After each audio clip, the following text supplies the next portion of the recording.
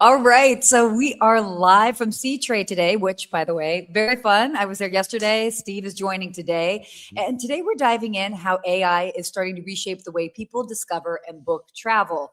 There's also new data from Expedia that shows that it's still early, but the shift could be bigger than it looks. We'll also get into how hotels are actually using AI behind the scenes. And it's been a record year from Lemon Tree and Delta's first big premium upgrade in years. Let's dive in.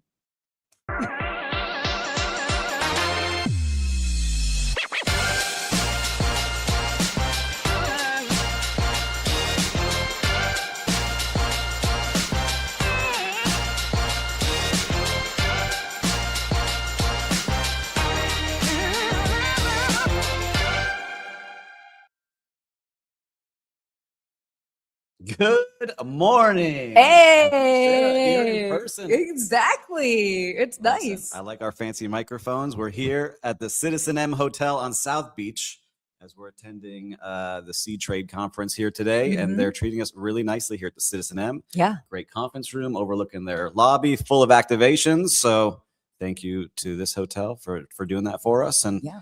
I got to give a shout out to our sponsor. Yes, you do. For the episode this month, we've got Vrbo is the sponsor this month. We want to thank you very much for supporting the show. We love being able to do this with you. And make sure to sign up at vrbo.com/good morning, and you can earn 1 key cash for your next trip.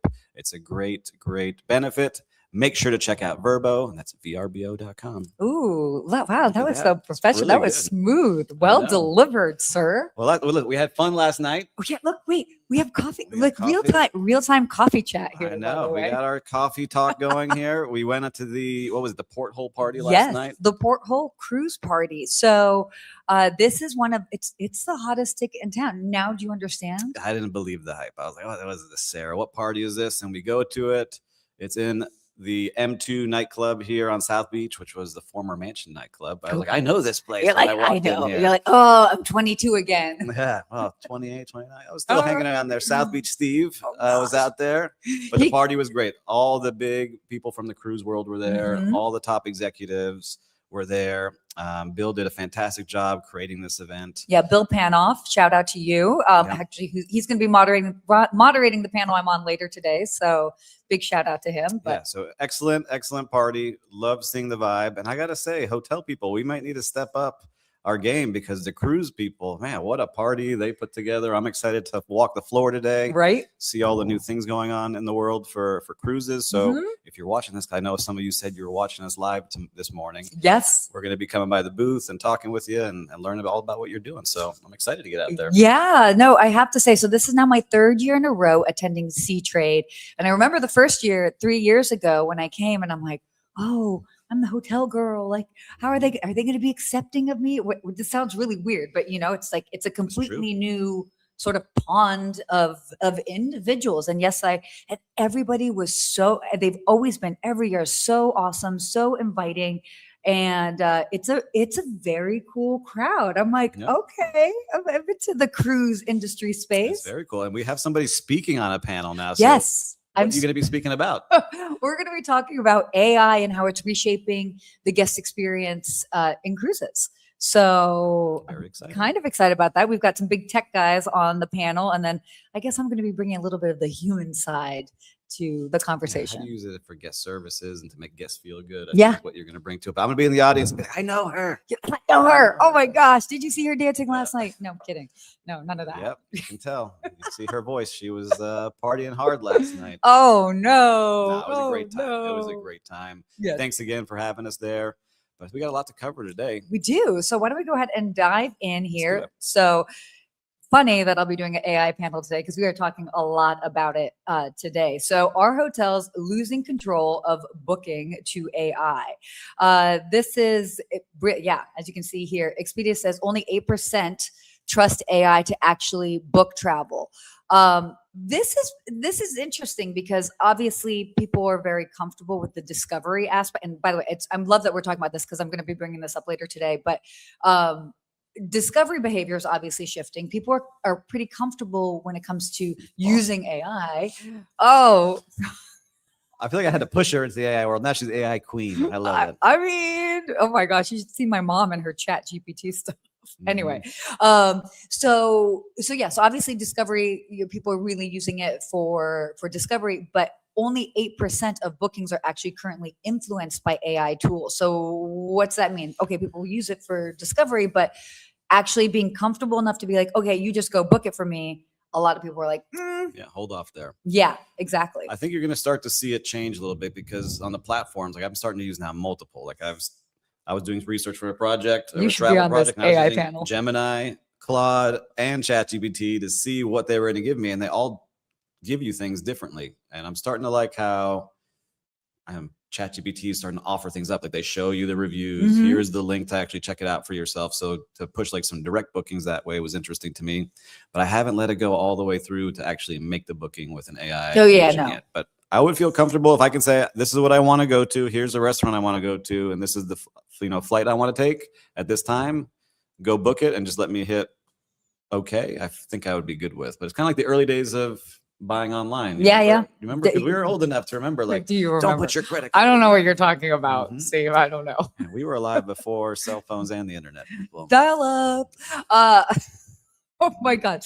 But yeah, it definitely is sort of like the first, again, anytime you're introducing any sort of new technology, there's a trust factor. Yes. And especially if you're going to have, you're having something AI buy for you, that means they've got your data. Like, is it just going to buy this one thing or is it going to go on a spending spree? Can you imagine you start getting Amazon deliveries because your AI starts just buying stuff that we thought you needed this? Yeah. I mean, it's going to start happening this way. I could see it, but I think travel, like, again, I'm going on a trip next week into Moab, and my whole trip was planned using it. Oh, really? Yeah. But this is the recommendation. Here's a hotel. Here's the, experience you should book. I double checked everything, but it served up everything. Was it accurate? Yeah. Okay. I booked everything it suggested, so I'll be able to report Really? back. Okay. Well, no, but I'm also glad that you double checked everything because that's, I think, that's still a tricky thing that I'll have because I've got, my private concierge clients all over the world, and I'll use it for like, okay, what are good Michelin rated restaurants that are going to be open on Wednesday night here, etc. And I do have to double check every so often. Sometimes it's wrong. Yeah, no, it's definitely wrong. But what I can't wait for is when, because I get a lot of requests to book actual dinner reservations. And I mean, I know booking dinner reservations, that's concierge 101, but it's also like the bane of my existence. And then now you don't even have people answering the phones half the time. I can't wait till my client can just ask me to book a dinner reservation. I can just type it in and I know that that's working in the background. I think you can do it already. Well, you can connect OpenTable to your ChatGPT. No. But how about you out there watching and listening? I know, Paul, you're always up to date on what's going on in AI, and a lot of you are always sending us messages about how you're using it. Let us know if you're going to trust it to book your travel coming up soon, because look, we're in that world, and I think it's going to only speed up this year. You see new tools coming out all of the time. Yeah, no, this is very true. Lou, good to see you. Welcome. We're almost sync. Hello from Charleston. I need to get back to Charleston. It's great there. I love that city. The food, everything, the vibe. So anyway, so definitely interesting to see what's going on. But speaking of AI, we're just going to continue on that track today. So Minor Hotels is building its AI stack for personalization. What's really interesting about this is Minor Hotels is investing heavily in AI-driven personalization. They're focusing on guest data, preferences, and tailored experiences, but they're building it from scratch, which is... Yeah, so they've said, look, we're not going to piece this together with, having this at the front desk, this for food and beverage, something running our pool deck, one doing our revenue management. They're building something from scratch for all of their hotels. And they're not a small company. It's not like a little standalone boutique. They have, 640 hotels, 12 brands. And so when you can do this with all that data, that's what I think the secret sauce is going to be. You're going to have to really break it down, build it back up, because as a hotelier, you have so much guest data coming in that if Sarah's staying at Citizen M and she's said in the past that she likes a certain type of room or a certain type of pillow or a certain type of amenity, it's still hard for front desks to go through all the information and categorize all of that and deliver that for her. And so I think that's what we're really going to start seeing hotel companies do, if they can really embrace it, really personalize the experience for every single guest that comes through. Yeah, well, and because of that siloed data I mean, what is it? It's like only 3% of travel brands actually report having fully integrated customer data, which is crazy. That's insane. Yeah, just imagine like you make a pre-reservation right now. Like if you like, I was staying at a Marriott last week in Savannah. They sent me a pre-arrival, which is a great step right before I checked in. Here's everything that we have going on. But if they could see everything I've done at a previous place and then suggest, hey, you did this at the last hotel. Yeah. Just confirm that you like this and have it connect directly to my reservation. It would be great. Yeah, it would definitely be great. Versus now where they just offer up very generic things like, hey, here's our bike ride. Here's this tour. Here's this versus personalization, which I think is going to happen more and more and more. Yeah. And even just simple but important things like allergies and whether it's from bedding to what you can eat. Yep. And like really making everything. Sure that, There's so much information that comes into a hotel. You don't realize it when you're in the restaurant for the room, for celebrations, for meetings, for events. It's just so many things. So the more that we can do here, I like it. So Minor Hotel, I'm excited to see what you create. We have to report back and see how they're doing because starting something from scratch is really hard. I've done it with a small hotel. Like, well, I don't have this tool. I don't have this tool. Where's this tool? And it's a new way of doing business. So let's see. Yeah, will definitely be pretty interesting. All right, why don't we move on here to our next topic? Oh wait, hold on. Someone wants to call their name. Is that Khalid? We can put you on there. Do you say Khalid or do you say Khalid? He probably says Khalid. Khalid. I know. Well, we called your name. We got you here in the show. Thanks for watching live. Oh my gosh, no, definitely. So, Lemon Tree's record year with an asset light strategy. So, Lemon Tree reports record performance driven by asset light growth, expansion without heavy ownership of real estate, sort of reinforcing this trend towards scalable and capital efficient models. Yeah. Look, the hotel groups understand now. You don't want to own the real estate. I think I saw an image today from Skift where yes, you did. It shows a graph very clear. The asset light model shooting up directly up. I think it was Hilton that broke out their just asset light model versus the properties they own. And the properties they own have kind of stayed flat, only growing at 20% versus the other, which I think was at 400% growth over the last couple of years that was on that graph. Yeah. There's just so much that goes into owning a piece of land and the real estate and operating it. And when you are the management company, you're getting your fee no matter what at the top. You don't pay for the labor. You don't pay for anything, right? You pay for the distribution and you get people inside that hotel. So it's really interesting to see. I think it's just going to be the way things go. So yeah. I mean, their record year, by the way, the hotel chain, they signed 56 new properties and opened 20 hotels for the year, basically through March of 2026. So yeah, I mean, that's look, that's the model. It is the model. We're doing something a little different. Like I'm building a hotel now. It's a small hotel. It's 20 rooms, a boutique luxury hotel, but we're kind of have both where we don't own the land. We lease the land and we're doing a revenue share and we're collecting management fees for that project. And we hope to be able to do that for other people as well. So it's a model that works for sure. And you see it growing and they're going to continue to push that. So Lemon Tree has some great properties. I see what they're starting to do and they're expanding. I think it was through India, right? Is what they're saying. So big brand in India and they're trying to make a big push there. So yeah, definitely.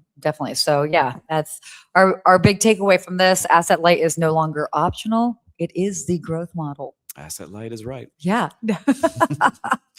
All right. Oh, we got something on the screen here. Whoa, what is this? What are we putting on it? Do you think the industry has its data clean and ready to implement AI fully? Yes, totally, or heck no?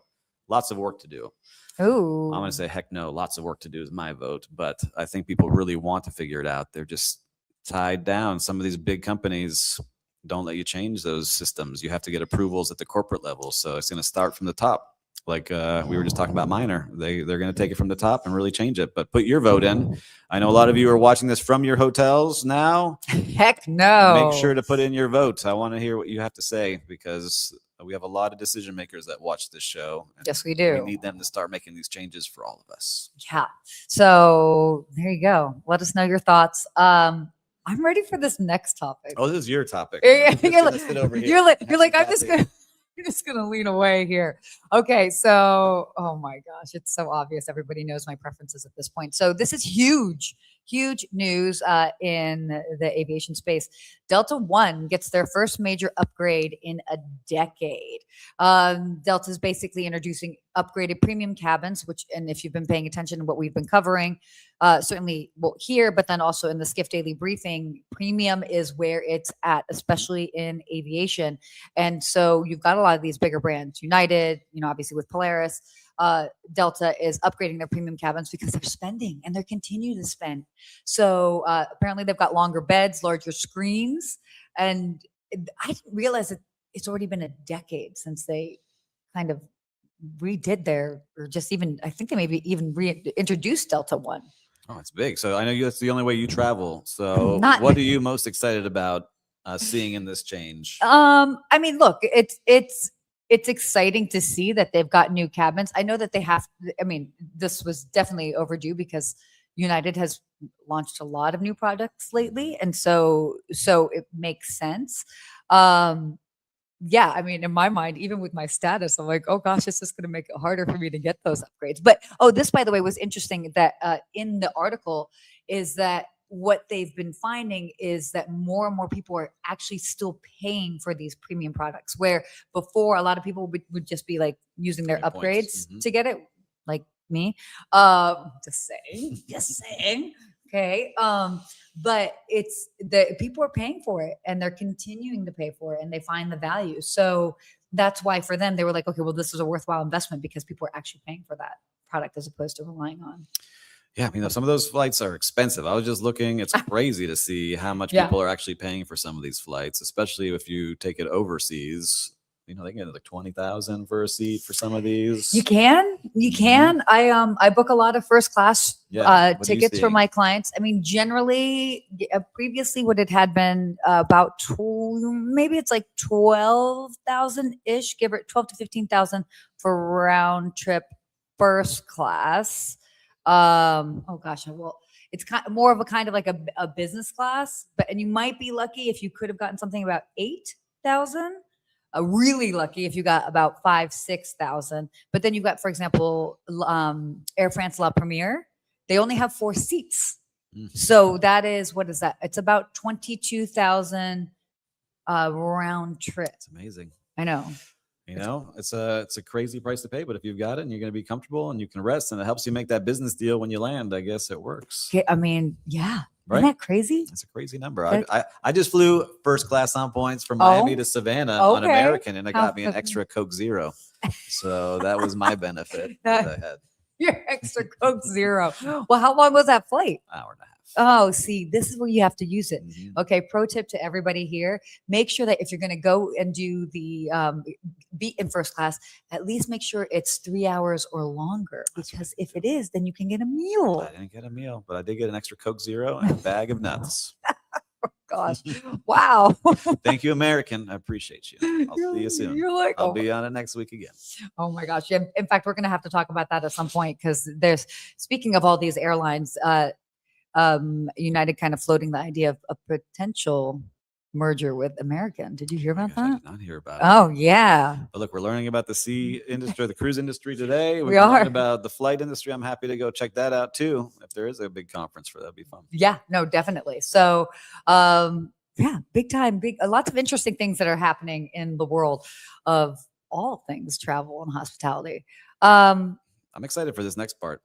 Are you? It was a success last week. I'm excited to see how we do this week. It was not a success. Well, we both lost, but our viewers and listeners loved this part.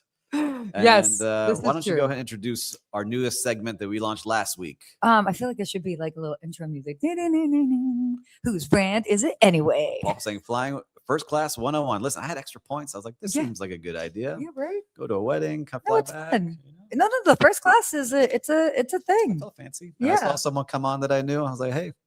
So I actually, quick thing with this before we go into our last segment. My thing is when I've been flying between Los Angeles and Las Vegas, I always try to sit first class because traditionally speaking, when you end up in first class, people don't really talk to each other. Either you're like in a cabin and you can't talk to each other, or like people are too cool. Yes. But there's something about if you get first class on a flight to or from Vegas, everyone wants to chat. They want to chat. They're in a friendly mood. I have met so many cool people on that flight. So Vegas, baby. that's there you go. Networking first class. But when you're going to Vegas, people are feeling fun.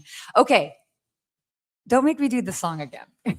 No, let's go. What is our Whose Brand Is It Anyway song? Brand. Oh, look at our wow, graphics. guys, this is new graphics. Whose brand is it anyway? And if you're new to this, Whose Brand Is It Anyway? Brought to you by, brought to you by Vrbo, but our sponsor of the month. And we are going to be putting up a brand, a hospitality or hotel brand on the screen, and we have to guess which parent company owns it. Okay. Signia. Oh gosh, I feel like I've heard of Signia. I feel like I should know this. Which brand? Keep that up on the screen there. Yeah, Paul. keep that up on the screen. See what people can say. So yeah, you guys think about it, but don't look at their answers. Give us your guess. I won't cheat. I didn't cheat last week. I got it wrong last week. Oh gosh, I've got my answer in my head. We'll have to write it down next time. Listeners and viewers, put in your answer in the comments. Who do you think is the parent company to Signia by? What brand is that? All right, you ready to put in your guess? Man, I don't know if I know. I'm going to go with Hilton. Oh my God. Wow. Whoa. We got a Hilton. I was going to say Hyatt. You didn't even let me put in my thing, but I'm being honest, and I told you I was going to say Hyatt. So I got that one. Hilton. Signia by. We got to see which hotels they have. I don't have access to the computer today. Lou said, just say Marriott for anything. That is correct. I'm pretty familiar with the Marriott brand. So, yeah, I got to check out Signia now. I got to see which brands they have. But again, I love doing this because there are so many brands for all of these hotels, all the new soft brands coming out. So this is a fun game. Yeah. I think we keep this going. It's a fun game, except when you lose. I know, but we could do this every week. How many more weeks? We could do this for like 3 years and never run out. So whose brand is it anyway? Woo! Oh, right. Okay. Wow, we just we flew through because I think we're so excited to go to the conference. Yeah, we are. A little bit. We definitely are. Why don't we chat about a couple of things, real-time recap? Yeah. Right? So what have you seen out in the streets of hospitality? Oh, you're going to use that line? Mm-hmm. The streets of hospitality. Oh, that's a good one. Goodness. I will start. Yeah, you start. I was just in Savannah, Georgia, as she thinks. Okay. And I got to check out a very cool. I've never been to this city, and I was very surprised. They have a lot of great hotel properties there. But one of them really stood out. I didn't stay there, but it was just next door, was the JW Marriott in Savannah, Georgia. The owner, which is part of the Kessler Hotels, created a museum, and they have a dinosaur sculptures in there. They have these geodes that are priceless all throughout the lobby. They have artifacts everywhere. And so basically he's created this world-class collection of art and artifacts and geodes and all these things. And he's educating you throughout the entire lobby with like touch screens. That's surrounded by restaurants. You posted a photo, but I didn't realize all. It was JW Marriott, and I was just so impressed that they took an area that was of not much a couple years ago on the riverside and created this whole district that people now are flooding to. So, really cool place. Shout out to the JW Marriott in Savannah. My hotel, on the other hand, could have been very good, but I got overrun by fraternity and sorority formal. And it was a party on every single floor. Oh, yeah? How was that? I felt like an old man, and my brother was there, and we were, I was president of my fraternity, and he was in a fraternity, and I was like, the old man, like, get back in your rooms at like 4 a.m. Oh, my God. I'm just imagining you guys in the middle of all of that chaos. Yeah. But good time in Savannah. I have to go back again soon. Yeah. Okay. Well, that sounds cool. So my real-time recap actually was airline focused. So I branched out from Delta. Oh I know. I do that on occasion. And I flew with JetBlue. And I actually finally got to try their Mint product, which is basically their first class. And it was really cool. They did a very good job. And what I love, and I am a big fan of JetBlue, and as well as Alaska Airlines. I think that they do a really great job without necessarily being part of like the legacy airlines, but they have fun with their menu. So even their menu, first of all, they had non-alcoholic options, but like decent non-alcoholic options. Not just juice and cool cocktails. Not too sugary, by the way. That's a big pushback that a lot of people are saying about mocktails, is that we're like, these are sugar bombs. Yep. So that was really great. And then when you order off the menu, so normally they would ask you, oh, do you want this dish or this dish, whatever. Basically, they have 4 items, like a salad and whatever, a couple of other things. And then you can choose what dishes you want. So you can choose up to 3 of the 4 options on the menu.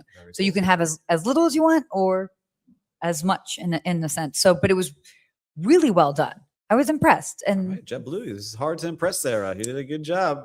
She's been a Delta fan forever. We got to check that out. Yeah.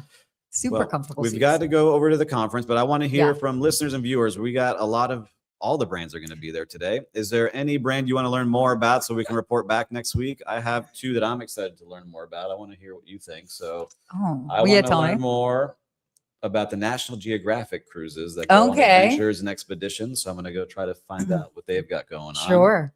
And the other, which is, I don't think it has launched, or maybe it's going to, is the Amman cruises. Yes, they have not launched yet. Hotels is about to, and they're doing some big press conferences there today, I saw. So I'm excited to see those. So let us know what you think. What about you, Sarah? Yeah, I just am always interested in the guest experiences on cruises, just because, I mean, that's, I think the hotelier side. Yeah, exactly. The hotelier side. And because there's so much that goes into that on a cruise. You've got a captive audience. All the staff members, they don't go home. They just, they're there, they live there. And so they're really trying to, I think cruises are in this time where they're really trying to, the way that they stand out from the crowd is what they're doing on board. I know for a long time it was like about the destinations, and now you can reach a lot of the same destinations. You just kind of like choose which vibe you like. Yeah, exactly. And, but they're really trying to lean into that personalization and just make it feel very different. So I'm excited to hear more about that. Yeah, I'm excited. So, all right, listeners, we shared a good amount very efficiently today and quickly. Super efficient. But if you found anything of interest, as always, make sure to share this with a friend. They're going to find value in it. If you have not subscribed yet, like I always say, what do I say, Sarah?